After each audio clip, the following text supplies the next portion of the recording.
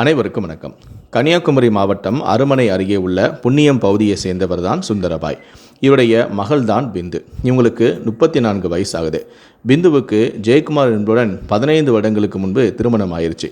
மேம்பாலை பகுதியை சேர்ந்தவர் தான் ஜெயக்குமார். இந்த தம்பதிக்கு ஒரு மகனும் பிறந்தான். அவனுக்கு தற்போது 10 வயது இருக்கு. சில வருடங்களுக்கு முன்பு ஜெயக்குமார் இறந்து விட்டார். இதனால் பிந்து மருதம்பாறையை சேர்ந்த வின் என்பவரை இரண்டாவதாக திருமணம் செய்து கொண்டாங்க. அதன் பிறகு இந்த தம்பதிக்கு ஒரு மகளும் பிறந்தான். அந்த மகள் தற்போது எல்கேஜி படிச்சுட்டு வராங்க. இந்த நிலையில தான் இரண்டாவது கணவருடன் கருத்து வேறுபாடு ஏற்பட்டு பிந்து தன்னுடைய தாய் வீட்டுக்கு வந்துட்டாங்க. தினந்தோறும் தம்பதிகளுக்குள் சண்டை சச்சரவு ஏற்பட்டதால் ஒரு கட்டத்தில் எரிச்சல் அடைந்த பிந்து இரண்டாவது கணவரை பிரிந்து தன்னுடைய மகன் மற்றும் மகளோட தன்னுடைய அம்மா வீட்டுக்கு வந்துட்டாங்க. அம்மா வீட்டுக்கு பக்கத்தில் விஜய் அப்படிங்கிற ஒரு தொழிலாளி இருக்கார். அவருக்கு திருமணமாகி 2 பிள்ளைகளும் இருக்கிறாங்க.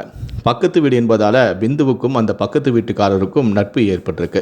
கணவனை பிரிந்து வந்திருக்காங்க அப்படின்னு சொல்லிட்டு அந்த நபர் இந்த பெண்ணோட ரொம்ப நெருங்கி பழகியிருக்காரு. ஒரு கட்டத்தில் அந்த பழக்கமே கள்ளக்காதலாக மாறியிருக்கு.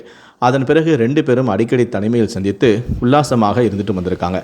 அந்த தொழிலாளிக்கு ஏற்கனவே திருமணமாகி மனைவியும் 2 பிள்ளைகளும் இருக்குது. அவங்களுடைய 2 பிள்ளைகளுமே தற்போது காலேஜில் படிச்சுட்டு இருக்காங்க. தன்னுடைய கணவருடைய நடத்தையை கண்டு அதிர்ச்சி அடைந்த மனைவி கணவரை கண்டிச்சிருக்காங்க. அதாவது விஜயை கண்டிச்சிருக்காங்க. ஆனால் பிந்துவுடைய காதலில் மூழ்கி போன அந்த தொழிலாளியான விஜய் பீலாந்தோட்டை விலை ஆர்ட்சர்ச் சாலையில் தனியாக ஒரு வீட்டை வாடகைக்கு எடுத்து அங்கு பிந்துவோட குடும்பம் நடத்த ஆரம்பிச்சிட்டார். பகலில் வேலைக்கு செல்வதும் இரவானதும் அந்த வீட்டுக்கு சென்று பிந்துவோட ஆசை திற உல்லாசம் அனுபவிச்சுட்டே வந்திருக்காரு. ஒரு கட்டத்தில் அங்கேயே தங்கவும் ஆரம்பிச்சிட்டாரு. இந்த வீட்டுக்கு வர்றதே இல்லை. இதனால் அதிர்ச்சி அடைந்த அந்த தொழிலாளியுடைய மனைவி கணவர் மீது போலீஸில் போய் புகாரும் கொடுக்குறாங்க. அந்த புகாரின் பேரில் போலீஸார் அந்த தொழிலாளியை அழைத்து விசாரணை செய்கிறாங்க. அதன் பிறகு போலீஸார் இந்த மாதிரி தகாதவர்கள் இருக்கிற தப்பு, அதுவும் உன் மனைவியை நீ விவாகரத்து செய்யாமல் வேறொரு பெண்ணோட குடும்பம் நடத்துறது தப்பு, உன் மேலே சிவியரான ஆக்ஷன் எடுப்போம் அப்படின்னு சொல்லி போலீஸார் எச்சரிச்சிருக்காங்க. இதனால் பயந்து போன அந்த நபர், இல்லை சார் நான் என் பொண்டாட்டி பிள்ளையோடய நான் வாழ்கிறேன் அப்படின்னு சொல்லிட்டு பிந்துவை பிரிஞ்சு பொண்டாட்டி பிள்ளையோடையே போயிட்டார். இந்த விஷயத்தை கேள்விப்பட்ட பிந்து அதிர்ச்சி அடைந்து நேரடியாக தொழிலாளியோட வீட்டுக்கு போயிட்டு தனக்கு நியாயம் வேணும் அப்படின்னு சொல்லி கேட்டிருக்காரு.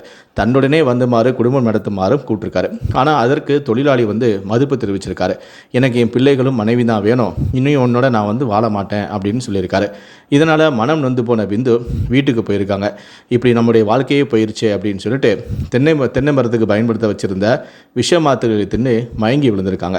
இதை அறிந்த அக்கம் பக்கத்தினர் உடனடியாக அவரை மீட்டு தனியார் மருத்துவமனைக்கு கொண்டு சென்றிருக்காங்க. அங்கு பரிசோதனை செய்த மருத்துவர்கள் பிந்து ஏற்கனவே இறந்து விட்டாங்க அப்படிங்கிற அதிர்ச்சியான தகவலை சொல்லியிருக்காங்க. இதை பற்றி தகவல் கிடைத்ததுமே கடையாளும் மூடு போலீசார் அங்கு சென்று பிந்துவுடைய உடலை கைப்பற்றி பிரேத பரிசோதனைக்காக ஆசாரிப்பள்ளம் அரசு மருத்துவமனைக்கு அனுப்பி வச்சிருக்காங்க. இது பற்றி வழக்கு பதிவு செய்து தற்போது போலீசார் தீவிரமான விசாரணையும் நடத்திட்டு வராங்க.